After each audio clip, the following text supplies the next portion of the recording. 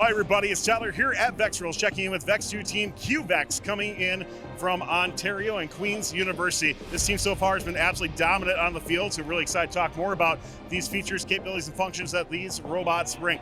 Some really cool stuff on there. PTO swerve that we'll be diving more into, utilizing lidar with custom PCBs as well too. And a lot of other great custom work that you're going to see on both of these robots as well too. A lot of stuff to dive into, some of that manufacturing process, some of the software process. So you got a lot to learn here. Let's find out more about them coming up here on Pits and Parts. This video on fun is brought to you by viewers like you and also in partnership with the following. The Robotics Education and Competition Foundation provides fantastic programs for students from elementary school all the way through college. These include VEX, aerial drone competition, online challenges, JROTC, drill-powered, scholarships, certifications, and so much more. To discover these exciting opportunities, visit recf.org and get connected.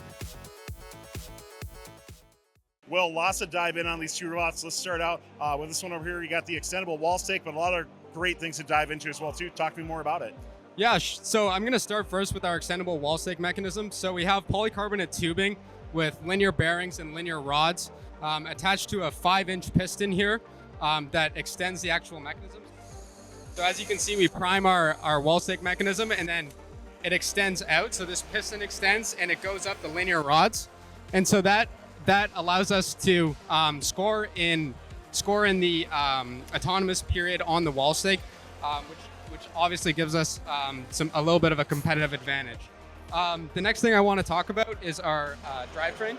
So we have a swerve drive that we're running here, so we can switch between different configurations. We can switch between tank drive and the X drive configurations as well. And we actually also PTO'd it too. So I'm going to demonstrate the PTO code here. So as you can see, we have a 4-bar linkage here with 3 gears, and we can engage and disengage the actual piston itself. So it comes in and out like this, and that engages with the 4 actual swerve gears. And after that engagement, that runs up to a spool here that routes all the way through this pulley system and up to our climbing system. And so I'll show the actual cascades coming out itself. Give me one sec here. So as you can see, once the PTOs are engaged, we can move the slide system up and down. And then that leads into our active and passive hook grabbing mechanisms. I also wanted to shout out Nikola Nikolov for making the PTO system. And now I'm going to hand it off to Maxim to talk more about the swerves. Hello. So our swerve drive is a normal standard differential swerve, where both motors are used for both turning the turret and spinning the wheel. To optimize it, you have to reduce friction to be competitive with other drivetrains. So we use steel wire as a bearing surface, right? And we also use it on the turret, so the turret turning is very smooth. We've also recently, the team got a CNC machine, and we've used it extensively on many parts on the robot, but it hasn't touched the swerves just yet. If we can look at so for example, on the climb, we have some aluminum pieces that hold on the hooks, which had a 3D contour to cut them out. We use them extensively to cut out the profiles of different poly pieces and the front intake, for example. Couple things I want to ask you as a follow-up on this too. I want to go back to the swerve drive that you have here. Okay. When you were looking at from an objective standpoint approaching this game, where did even going with a swerve drive with the PTO, how did that all come together in the first place from a concept? So for the swerve drive, it is a very good defensive drivetrain. So you're very maneuverable, you can go around the opponent, you can get out of a pin very easily, and you maintain the full power of all of your 8 motors, right? So for example, with other holonomic drivetrains like an X drive or a Mechanim, in certain directions, you're not using all 8 of your motors. And so you can be easily out-torqued in those directions. But with a swerve drive, you have the advantage that you have full motor power no matter what direction you're going in. What kind of challenges did you face? So like trying to package the swerve drive and get it coded and get it all going, that sort of thing? For example, we had to use mod M3 hardware for the turret because there's physically not enough space to fit it in there. The improvement with the wire races also means that these are relatively fragile. So we had a a ring explode the other day, right? Because there is so little material that you have to make sure that your print is good. Because if your adherence between each individual line isn't good enough, they can just pop, right? Last thing I ask you is, for other teams who might be interested in going this route, especially VEX U, what maybe is a good word of advice to give them for trying this out? It's going to take a lot of iterations. Yeah. It's going to take a lot of tries. Get ready to burn it down. And you will have to make sure that your tolerances are good, or else it's going to have a lot of friction and you're going to be better off with a tank drive.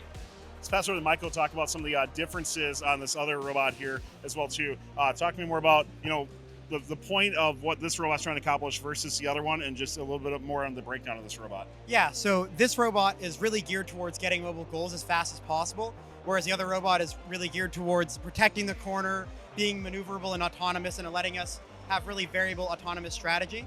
So for this robot, the first thing that I want to just quickly show off is it's a fairly standard mechanism, but we have this like steel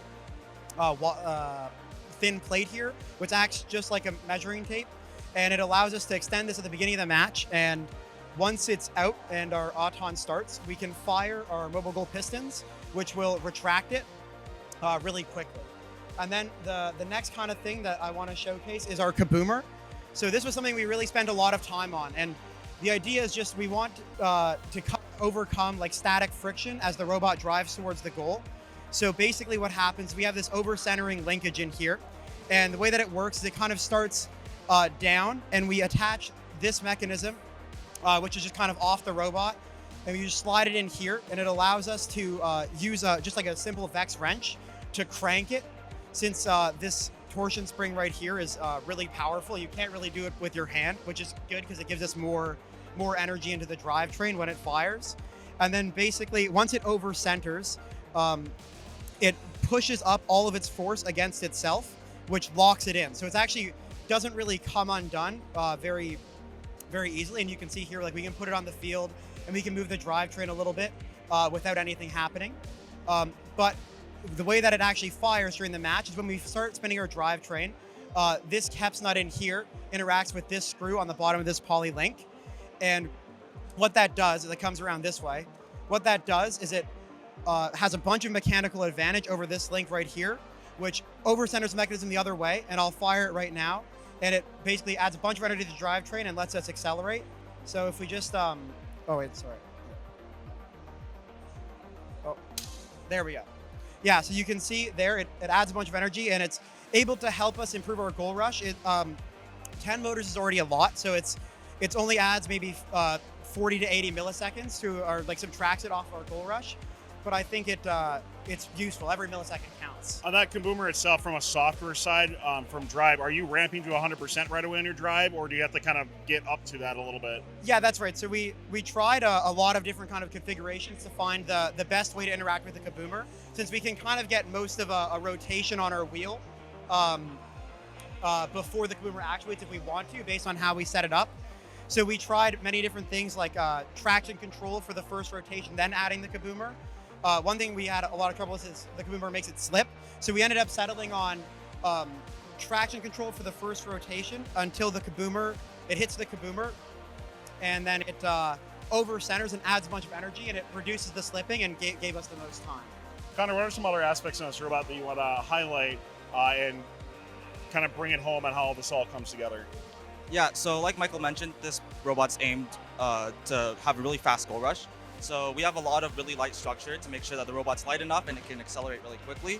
So we have a lot of polycarbonate tube structure, like on the other bot, and we also have an extending wall stick mechanism to help us score those rings from behind the autonomous line. And so to go with our goal rush, we have a claw that is passive. So that way, when we reach the goal, we don't need to wait for the piston to fire. The tooth will automatically just let the goal in, and it'll lock it in place. And so with that, we have a sensor to tell us whether or not there's a goal inside. So that way we can decide how many rings we want to put on it, or whether or not we want to put those rings somewhere else. And we put a lot of time into this because we need to make sure that it's really consistent And so we iterated a bit with it. So right now we have a release with this short piston here, which will pull the whole tooth back. Before, we used to have a string that would just pull it back, but we had some inconsistency issues with that. So, which is why we opted to switch to this way. So we wrap on this robot. Let's pass over to Cole. I got to ask you on here, I think one of the things that really stand out is the lidar, obviously going around on that, but you get a lot of cool things that go into it from a custom PCB and some other software aspects. So talk to me more about software and how it integrates with these robots. Yeah, I mean, so the lidars have definitely been a big help to us this season. We don't have any odometry pods on our robot that are dedicated at all, and we do all of this through our custom PCBs. So the one on the right there is last year's odometry board, and the one on the left is this year's, which they've actually developed a generic I/O protocol, and there's 12 ports on that board, which are switched through an FPGA to be able to encompass a wide array of sensors. So they can do analog sensors you would plug into the VEX ADI port, they can do our lidars, and using that, we're able to interface with the lidars to get all of this data for localization. So like Michael said, the wheels slip a lot during the mobile goal rush and stuff, so the lidars are able to have us relocalize fully, just standing in the middle of the field without resetting against a wall or anything. So I can show actually a replay on my laptop here. You'll see at the beginning of this replay that the robot starts by rushing the mobile goal, and then it's very inaccurate for a second, and the robot will teleport back to the correct position because it's relocalized in the middle of the field.